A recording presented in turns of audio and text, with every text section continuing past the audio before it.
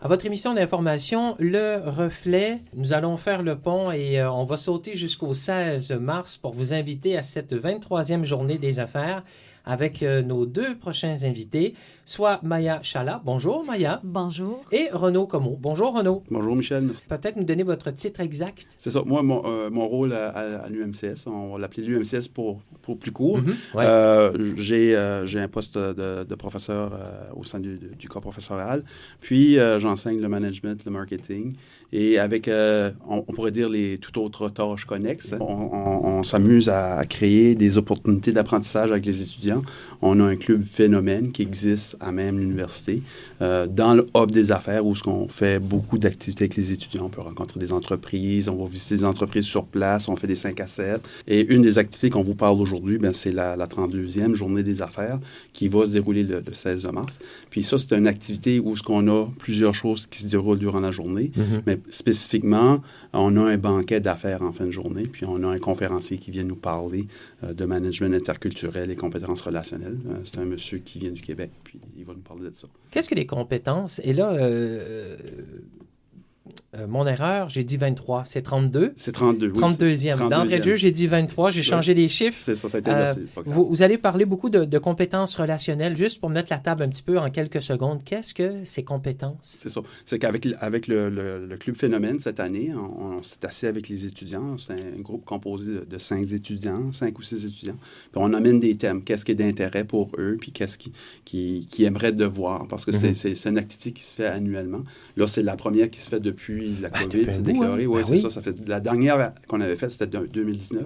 C'était avec le commandant Piché. À ce moment-là, il était venu nous parler de leadership. Oui. À ce moment-là, les thèmes de leadership avaient ressorti parmi le Club Phénomène. Là, cette année, étant donné qu'on a une présence diversifiée sur le campus à Shippagan, les thèmes interculturels sont devenus présents dans les discussions entre les étudiants. C'est de là qu'on est parti avec le thème management interculturel et les compétences relationnelles.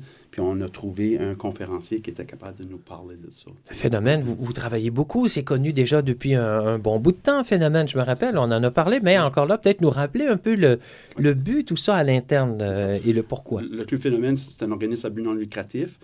Oui, c'est un club entrepreneur qui est issu des communautés étudiantes. En premier, c'est parti du CCNB en 2004. Puis, avec le temps, il est devenu dans notre giron à nous, l'université. Nous autres, on était un peu secondaires avec le Phénomène, mais là, depuis 2020, il est transféré chez nous, mais il est toujours en place. C'est nous qui le supportons. La communauté de professeurs le supporte. Puis, derrière ça, c'est sûr qu'il y a une gouvernance où on a des professeurs d'impliqués qui décident des orientations du Club Phénomène, mais on a un comité directeur dont Maya fait partie d'eux, qui, eux, coordonnent certaines activités, puis nous, on les accompagne là-dedans. Ça fait partie de leurs apprentissages. Et là, c'est temps de parler justement avec Maya de son expérience à l'interne, déjà arrivée dans la péninsule acadienne depuis quelques semaines, 2 mois plus précisément. Bonjour Maya. Bonjour. Donc, parlez-nous peut-être un peu aussi de votre expérience à travers tout ce que Phénomène vous présente ou vous propose aussi. Ça m'occupe vraiment, Phénomène. Ça me permet de participer aux activités et de rencontrer du monde. Fait que, comme tu as dit, je suis arrivée depuis quelques semaines, mais avant, j'étais aussi avec Renaud dans les cours et j'ai participé aux activités. Le contact se faisait déjà avant? Oui, d'accord. Oui, via Teams. Fait que, mais arrivé ici, on fait des rencontres. Je mets la main à la pâte, comme on dit. Voilà. Avec la réservation, le planning, on a le contact avec le traiteur, le contact avec le conférencier, la réservation de la salle, les commoditaires. La logistique de tout ça. Ben oui. Ouais, bienvenue en Acadie. Merci. Allez-y. C'est bien, en plus, directement, en faisant du terrain, vous rencontrez aussi des gens en même temps. Là. Il y a ce contact-là qui est très important aussi. C'est ça. J'ai pu connaître des noms. J'ai pas mis de visage sur les noms via les courriels et tout. Mais j'ai hâte que l'événement soit en place pour vraiment rencontrer les gens avec qui... On peut comprendre aussi que c'est un plus pour les étudiants, les étudiantes, parce que déjà quelques années sans avoir d'activité, on redémarre la machine. Donc là, il y a plus de repères, il y a plus d'activités, de mobilisation aussi en même temps. C'est ça. Puis en même temps, ben, c'est un peu un incubateur où ils sont capables de mettre la main à la pâte. Puis nous, les professeurs, on est capable de quand même les diriger, puis de corriger derrière, puis d'avoir cette expérience-là. Parce enfin, on continue. Le Club Phénomène, en réalité, c'est pour promouvoir l'entrepreneuriat au sein de la communauté étudiante. Ça fait, on a des étudiants qui viennent de l'UMCS, puis on a certains qui viennent du CCNB aussi, qui participent dans cette activité. Puis toute cette mouvance-là, on parle beaucoup de phénomènes avec le post-secondaire, mais quand on regarde dans nos écoles primaires et secondaires, ben déjà, l'entrepreneuriat est hyper important et développé à plusieurs niveaux, et ça, de différentes façons. Donc, quand les élèves, le roulement se fait, ben, c'est pas, c'est connu déjà de développer l'entrepreneuriat. Puis, veut pas, ben, la COVID nous a ralenti un peu avec les choses. Ça fait, on a les mêmes défis. Ça fait, c'est un peu comme un reset qu'on fait avec les activités, toutes ces choses-là. Puis en même temps, ben, tu ouvres la porte, tu dis, OK, oui, les étudiants secondaires et tout ça, mais qu'est-ce que je dirais s'il y a des gens qui sont curieux, qui veulent voir comment est-ce qu'on fonctionne? Ils peuvent venir nous visiter en tout temps à l'UMCS, ils peuvent me contacter, puis on peut faire des arrangements, puis les faire participer dans des activités. C'est intéressant pour tout le monde. Et cette 32e journée, le 16 mars, comment va-t-elle se dérouler? Alors, on aura de 17 à 18 on va faire un cocktail accessible à tout le monde. Et après, de 18h à 21h, on aura le banquet conférence avec Benoît Chalifot au Centre des congrès de la péninsule acadienne. Et on aura aussi Mireille. Oui, c'est ça. Ça, c'est en avant-midi. Il y a deux volets. Hein. Il y a un volet, comme Maya disait, ça, c'est en soirée. Mais en début d'après-midi, pour la communauté étudiante, on va avoir Mireille Demers qui va venir nous parler de management ou compétences émotionnelles ou intelligence émotionnelle.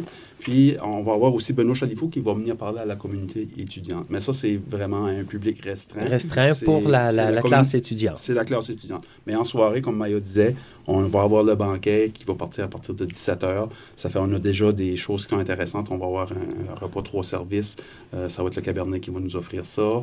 On a le Cielo qui devrait être sur place avec des offres dans des kiosques, des choses comme ça. On va possiblement avoir des huiles parce que tout est en mouvement pour nos commanditaires présentement. Tranquillement. Ça fait la vente des billets est déjà en cours. Okay. On a un site sur Eventbrite. Si les gens vont sur eventbrite.ca puis ils font une recherche pour Shippagan, ils vont voir l'affiche apparaître, puis on est capable d'acheter nos billets en ligne. Pour cette journée. On est capable de faire des commandites aussi, les entrepreneurs qui voudraient faire des commandites pour soutenir le Club Phénomène, parce que ça coûte des sous, ces choses-là. Oui, des fois, on a l'impression, ils sont à l'université, mais on est autonome dans nos choses. Ça fait on a un budget à respecter, on a des choses à respecter, puis on dépend des commandites des entreprises pour faire des activités. À titre d'exemple, cette année, on a été au congrès, au Conseil économique. On a été au banquet du Conseil économique à Moncton. Les étudiants ont apprécié.